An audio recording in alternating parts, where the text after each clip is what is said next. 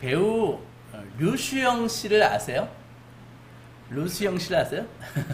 잘 모르시죠? 약간 젊으신 분이니까. 신지사님은 아시죠? 류수영 씨? 예. 그리고 이분이 이 영화에도 출연하시고 또 TV에서는 펀스트롱이라는 그 요리 프로그램에 거기에 메인 셰프로 자주 등장하십니다. 그 백종원 선생과 저는 류수영 씨를 참 좋아합니다. 보통 전문 셰프들은요, 일반인들이 접근하기 어려운 고급 식재료로 아주 고가의 요리를 만들어 주기 때문에 우리 같은 일반인들은 정말 전문 셰프가 만든 그 정말 예술에 가까운 그런 요리를 보면은 사실은 감탄 외에는 할 것이 없습니다. 근데 류수영 씨는 두음 법칙을 안 따르니까 발음이 잘 안 듣네요. 류수영 씨는 냉장고에서 먹다 남아서 보관 중인 식자재를 주로 사용해서 일반인들도 따라하면 큰돈 들지 않고 한 끼를 맛있게 해결할 수 있는 그 간편 요리를 알려줍니다. 그래서 그분이 가르쳐 주는 대로 이렇게 따라하기만 하면 적어도 제 수준에서는 만족할 만한 그런 대중적인 요리를 만들 수 있습니다. 삼겹살구이, 된장찌개, 김치찌개, 청국장, 떡볶이, 스파게티 이런 것들 말입니다. 그분이 사용하는 식자재는 예를 들면 먹다 남아서 보관 중인 햄, 그리고 흔히 얼마나 있는지도 잘 모르는 야채들, 냉장고에 처박혀 있는 거, 양파, 파, 마늘, 고추장, 고춧가루, 토마토 케첩, 스파게티면, 돼지고기, 삼겹살, 너무도 친숙한 식자재를 이용해서 요리를 주로 만듭니다.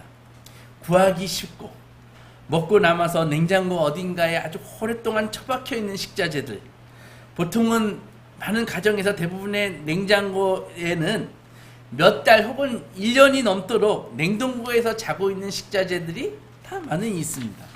심지어 냉동고 안에는 거기 뭐가 있는지 파악도 안 되고 거의 그냥 책을 수준을 해야 끄집어낼 수 있는 그런 것들도 많이 있다고요. 그러니까 우리의 냉장고 안에는 한때 돈을 주고 구입해가지고 먹고 남아서 이제는 있는지도 잘 모르고 냉장고 어딘가에서 조금씩 부패해 가고 있는 햄과 같은 식자재들이 존재하고 있다는 것입니다. 그것들은 한때 멋진 인테리어를 갖춘 대형 마트나 백화점에서 진열대에 멋지게 전시되어 있다가 손님들에게 선택되었습니다. 그러나 한 번 사용하고 잠깐 사용하고 냉장고에 처박혀져서 우리 기억에서 잊혀진 채 이제는 유통기간이 지나면 버려질 것들입니다. 이사야 선지자는 남유다에서 활동하던 선지자입니다. 그러니까 그가 활동할 때는 이미 북이스라엘은 망했습니다. 아수르에 의해서. 그리고 남유다도 곧 얼마 있으면은 바벨론에 의해서 멸망당하고 왕과 백성들이 바벨론으로 포로로 다 끌려갈 그럴 예정이었습니다. 바벨론에서 70년 포로기를 끝내고 가나안으로 귀환할 수 있었지만 귀환하자마자 여전히 그리스와 로마에 의해서 이 페르시아가 망하기 때문에 계속 식민지로 남아 있어야 됐고 무려 1948년에 이르러서야 비로소 자기 땅을 갖게 되는 그렇게 되는 것이죠. 우리는 그런 역사적인 배경을 잘 알고 있습니다. 놀랍지 않나요? 그 옛날 바벨론에 의해서 망했는데 우리가 살던, 저는 못 살았지만 여러분들께서 사셨던 그 1948년에 가서야 이스라엘이 자기 나라를 갖는다고요. 이 어마어마한 기간 아닙니까? 그래서 이사야서의 첫 장은 하나님의 진노로부터 시작합니다. 1장 2절을 보면 하늘이여 들으라, 땅이여 귀를 기울이라. 여호와께서 말씀하시기를 내가 자식을 양육하였거늘 그들이 나를 거역하였도다. 소는 그 임자를 알고 낙이 든 그 주인의 구유를 알건만은 이스라엘은 알지 못하고, 소나 나기보다 못하다는 것이죠. 이스라엘이 제사장으로서 책임을 다해야지 열방이 구원을 받는데 책임은커녕 제사장이 하나님을 안 섬기고 제사장이 우상을 섬깁니다.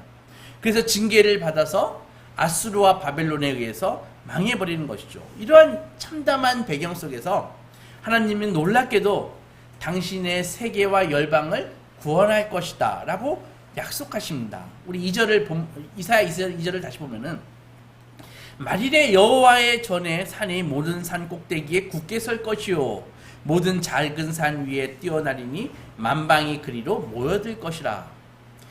이스라엘의 폭상 망하는 걸 폭망이라고 합니다. 요즘 사람들 얘기로요.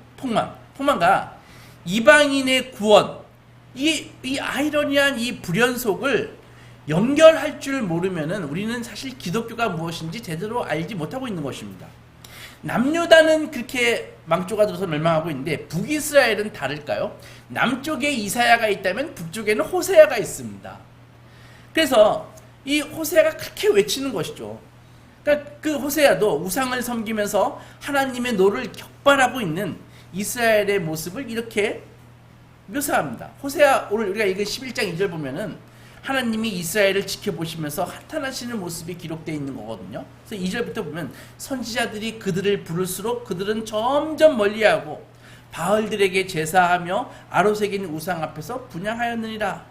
그러나 내가 에브라임에게 걸음을 가리키고 내 팔로 안았음에도 내가 그들을 고치는 줄을 그들은 알지 못하는구나. 내가 사람의 줄, 즉 사랑의 줄로 이끌었고 그들에 대하여 내 목에서 멍에를 벗기는 자같이 되었으며 그들 앞에 먹을 것을 두었도다. 하나님이 이스라엘을 기르신 걸 얘기하는 것이죠. 그들을 채찍이 아니라 사랑의 줄로 이끌었고 그들에 대해서 짐이 있거든 무거운 멍에가 있으면 다 벗겨주고 그리고 그들 앞에 먹을 것을 제공해주고 그들을 애굽 땅으로, 그런데 그들은 애굽 땅으로 되돌아가지 못할 것인데 내게 돌아오기를 싫어하니 아수르 사람이 그 임금이 될 것이라. 칼이 그들의 성읍을 치며 빗장을 깨뜨려 없이 하리니 이는 그들의 계책으로 말미암음이니라. 내 백성이 끝끝내 내게서 물러가라니 비록 그들을 불러 위에 계신 이에게로 돌아오라 할지라도 일어서는 자가 하나도 없도다. 정말 이 마지막 절 7절이 압권이죠. 호세아가 그렇게 목이 터져 외쳤건만 내 백성이 끝끝내 내게서 물러가나니 무슨 말입니까? 아주 하나님에게서 멀어지는데 자기 의지를 사용해가지고 하나님에게서 멀어져가는 이스라엘을 표현한 말입니다. 돌아오라 할지라도 일어나는 자가 하나도 없더라. 어쩌면 한 나라에 대해서 하나님이 회개를 촉구하는데 한 나라에 얼마나 많은 사람이 있습니까? 근데 단 한 명도 하나님께 돌아오는 자가 없었다. 그런 것입니다. 이것이 이스라엘의 종말이고 하나님 없는 세상의 종말입니다. 그런데 여기서 끝일까요? 하나님이 단 한 명도 돌아오는 자가 없어가지고 아수르한테 북이스라엘을 그냥 내주거든요. 아수르의 칼에 의해서 북이스라엘은 처참하게 멸망합니다. 근데 이것이 이스라엘의 종말인데 하나님 없는 세상의 종말인데 여기서 끝일까요? 근데 11장 계속 읽어보면은 이스라엘의 범죄로 당신의 하나님의 노를 막 쏟아내셨던 하나님께서 이번에는 갑자기 당신의 큰 사랑과 긍휼을 막 쏟아내십니다.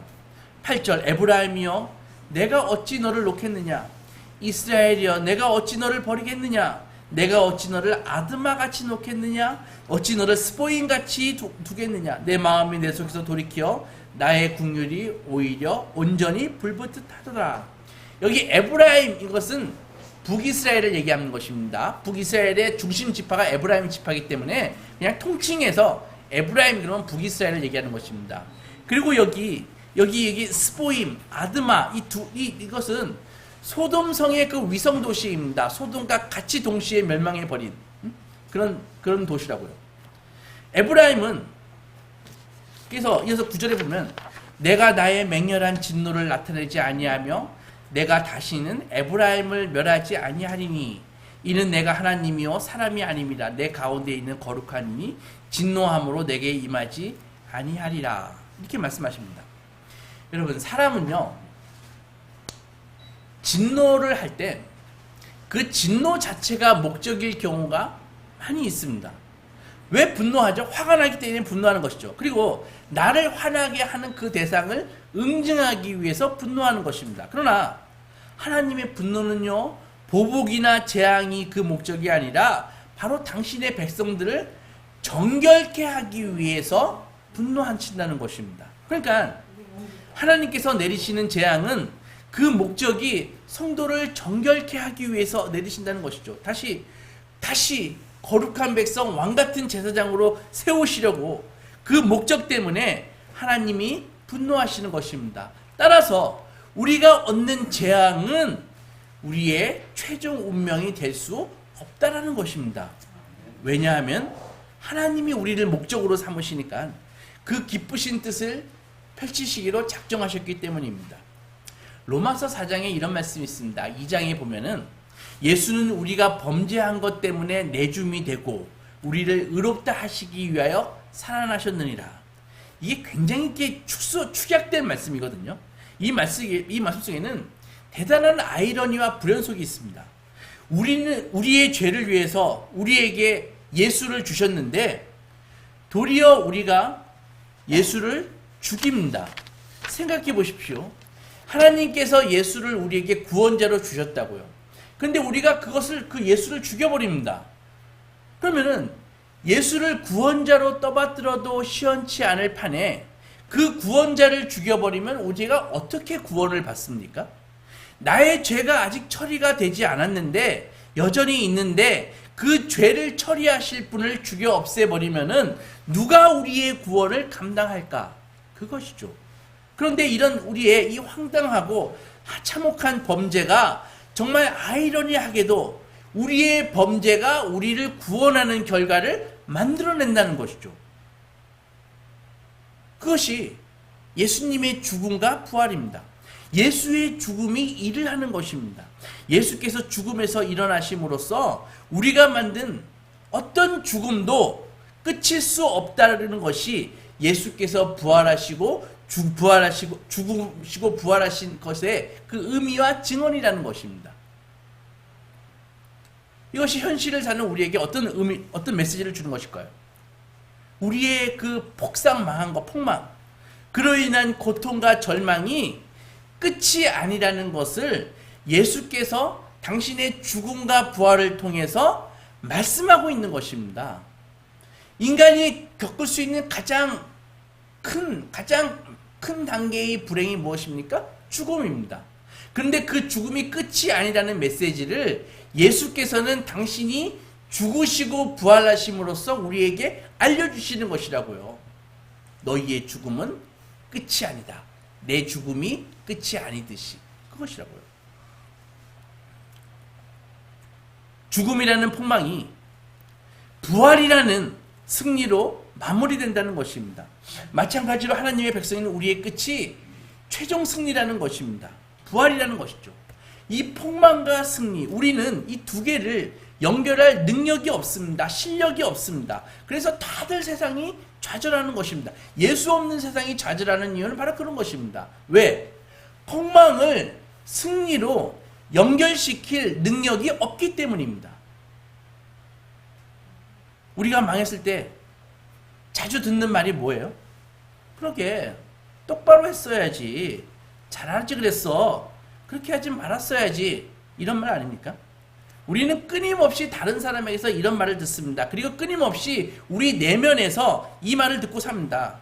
그때 그렇게 하지 말았어야지, 그때 그렇게 만약에 내가 했으면은 지금 내 팔자는 달라졌을 거야.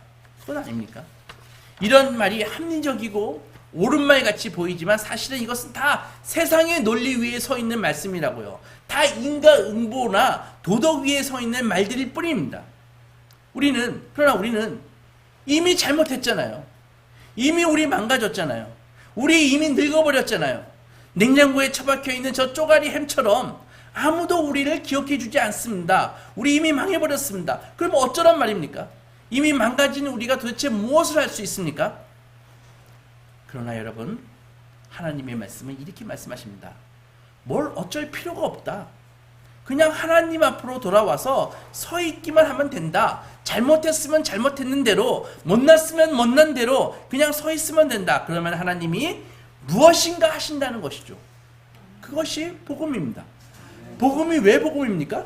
폭망했는데, 그래서 이제는 세상적으로 아무 소망이 없어 보이는데 방법이 있다는 것이죠. 그래서 복음인 것입니다. 그래서 기쁜 소식인 것입니다. 오늘 이사야서에서 하나님께서 하고 계신 말씀이 바로 이것입니다. 너희가 잘못한 것에 대해서 그 벌로 멸망시켜버리는 식으로 결론을 내리지 않겠다. 그럴 거면 애초에 내가 창조를 시작하지도 않았다. 이것이 이사야의 증언이고 하나님 진노의 진정한 가치이고 결말입니다. 인생에는 왜 이렇게 어려움과 고달픔이 많을까요? 이런 생각 해봤습니까? 왜 이렇게 인생에 고달픔이 많을까? 그것은 뭔가 잘못했기 때문입니다. 그러면 왜 잘못할까? 그것은 모두에게 잘못할 수 있는 나름대로의 힘과 자유가 있기 때문입니다.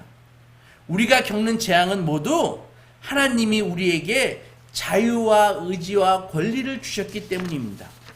창조주 하나님이 세상을 만드셨습니다. 그렇다면 세상은요, 하나님이 만드신 원리대로 돌아가도록 되어 있다고요. 그렇기에 만약 인간이 하나님을 버리고 하나님을 멀리하고 반하나님적으로 살면 살수록 세상의 원리와 충돌하게 되어 있습니다. 그것이 어떻게 나타납니까? 바로 고통과 재앙으로 나타나는 것입니다. 문제는 세상에 나 혼자 사는 것이 아니잖아요. 나뿐만 아니라 수많은 사람들이 살잖아요. 그들도 자신들의 죄과 악을 가지고 세상을 오염시키고 어쩔 수 없이 나도 그 오염 가운데 영향을 받을 수밖에 없는 것입니다. 그러니까 서로 영향을 주고받고 그렇게 사는 것입니다. 그런데 하나님께서는 인생들이 하나님을 떠나 우상을 섬기고 하나님을 무시하고 살 것을 아셨지만 그러므로 우리를 로봇처럼 장악하지 아니하시고 그대로 자유와 의지 선택할 수 있는 완벽한 자유를 주셨습니다. 하나님께서 우리가 원하는 것을 하도록 그렇게 허락하십니다. 그 결과가 어떻게 되었습니까? 이스라엘은 하나님을 버리기를 선택하고 멸망이라는 결과를 그냥 받아든 것입니다. 여러분, 우리가 우리의 삶에 대해서 늘 만족하지 못하는 이유는 우리가 기도하고 소원한 것들이 우리의 생각대로 이루어지지 않기 때문입니다. 그렇죠?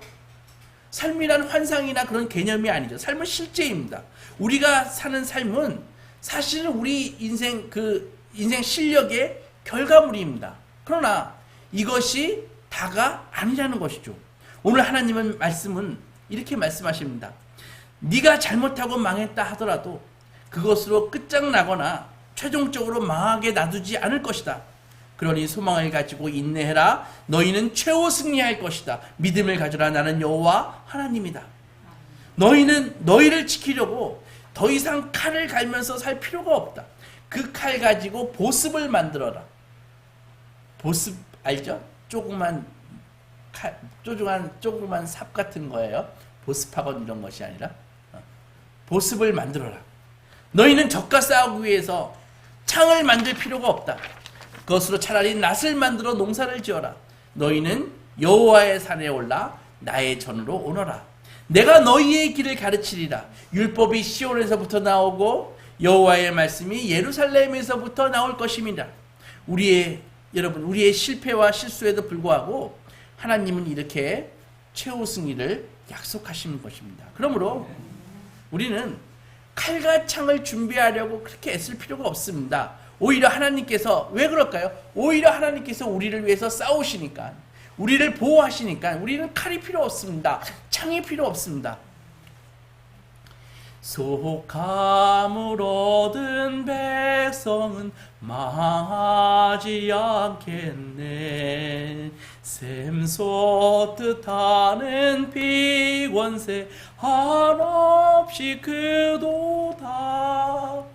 여러분, 우리는 우리를 구원하러 오신 예수님을 영접하기는커녕 그분을 채찍질하고 그분을 십자가에 매달아 죽여버렸습니다. 그러나 우리의 그런 이 악하고 잘못된 선택을 했지만 하나님께서는 우리의 그런 악하고 잘못된 선택을 가지고도 부활을 만들어내셨습니다.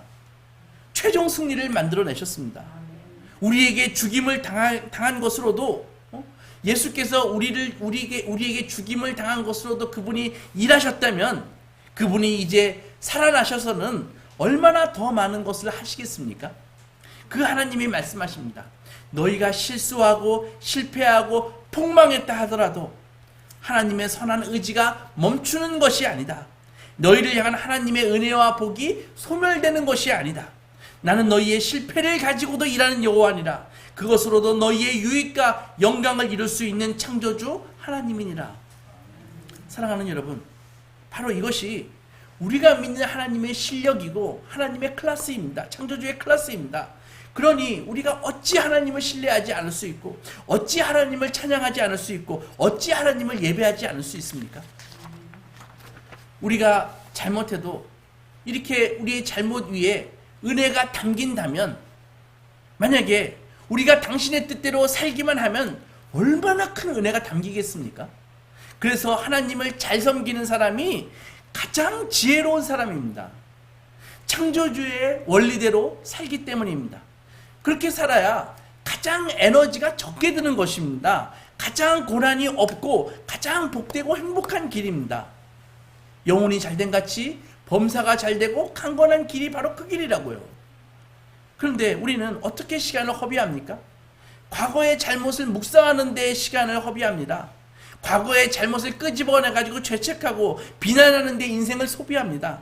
옛날 이야기 꺼내가지고 자신을 자책하고 상대를 비난하는 것, 그거 정말 어리석은 것입니다. 회개는 짧게 하고 오늘을 사는 것이죠.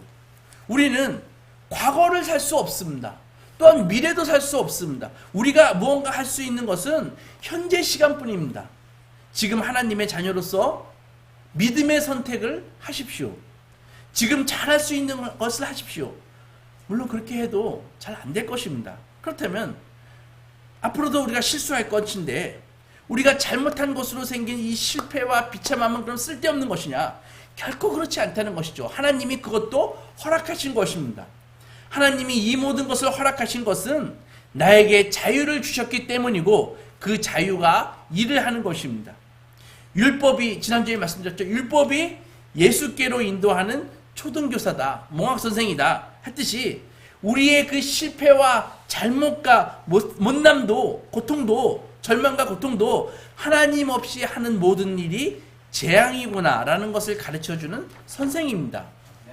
위대한 셰프이신 하나님은 우리의 실패와 실수, 자유를 남용해가지고 그 잘못된 선택한 그 결과, 이 모든 것을 다 사용하셔서 맛깔나는 요리를 만드십니다.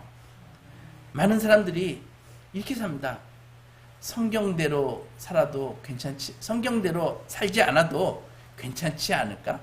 성경 그거 다 지켜야 돼? 하면서 그것에 참혹한 결과를 맨날 확인하면서 인생을 보냅니다. 다람쥐처럼 불순종과 실패를 반복하면서 사는 인생도 많이 있습니다. 불순종하면 분명히 깨지게 되어 있거든요. 근데 깨지면서도 안 믿습니다. 깨지면서도 불순종합니다. 그러면서 그렇게 후회와 회개를 반복하면서 산다고요. 그래도 괜찮아요. 왜냐하면 본인은 좀 힘들겠지만 그것마저도 하나님께서 사용하셔서 영광을 받으십니다. 하나님은 우리의 인생과 역사 속에서 일하십니다. 하나님은 신실하셔서 불의와 불순종과 타협하지 않으십니다. 이것이 이사야의 증언입니다. 우리의 잘못으로도 하나님이 우리를 영광되게 하시며 그의 약속을 이루신다는 것이죠. 아멘. 결국 여호와의 전의 산이 모든 산보다 높은 것을 만방이 다 깨닫게 된다는 것이죠. 오늘 본문에. 그래서 각자 최고라고, 각자가 자기가 산이라고 여기면서 잘못 살던 사람들이 이제 작은 산에서 내려와가지고 여호와의 산으로 올라간다는 것이 오늘 성경의 메시지입니다.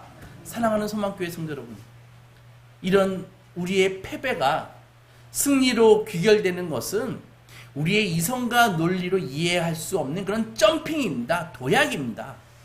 이렇게 만드신 분이 누구세요? 바로 우리 주 예수 그리스도이십니다. 잊지 마십시오. 예수께서 한 인간으로 이 역사의 이 시공간에 오셔서 자기의 생애를 살아 십자가에서 이 기적을 만들어내셨습니다. 우리 주님은 십자가의 능력으로 역사의 인과응보의 법칙을 깨버리셨습니다. 따라서 우리는 더 이상 우리의 죄와 허물, 이 실패와 실수로 인해서 우리는 응보를 받을 필요가 없어졌습니다. 주께서 당신의 죽음과 부활로 율법을 완성하셨기 때문입니다. 더 이상 사망은 우리를 쏠 수 없고 더 이상 세상과 사탄은 우리를 고발할 수 없습니다. 그들의 공소권은 예수 십자가의 공로로 이미 무효화되었습니다. 이제 성도는 율법의 고발이 아니라 은혜의 중력 아래에서 살게 되었습니다. 2차원과 3차원이 다르듯이 이제는 성도에게는 율법의 법칙이 아니라 은혜의 법칙이 적용된다고요. 그래서 점핑이 일어나는 것입니다. 성도는 하나님의 자녀로서 주님의 눈동자같이 보호하심 가운데 살아가게 되는 것이죠. 천국까지 인도해 주시는 것이죠. 쓰다나마 냉장고에 처박혀 있었던 이 햄과 같은 이 존재가 위대한 셰프의 손에 들릴 때 세상과 우리가 알지 못하던 새로운 맛깔나는 그런 최상의 요리가 될 것입니다. 이 맛으로 사는 것입니다. 이 요리를 먹는 맛으로 사는 것입니다. 이 은혜의 시대는 바로 여러분의 시대입니다. 기대하십시오. 가장 좋은 것은 아직 오지 않았습니다. 더 좋은 날이 남아 있습니다. 이 믿음과 소망 갖고 율법의 저주가 아닌 은혜의 중력 아래에서 택한 백성, 왕같은 제사장의 복된 삶을 사시는 소망의 자녀들이 되시기 주님의 이름으로 축원합니다. 아멘. 기도하겠습니다.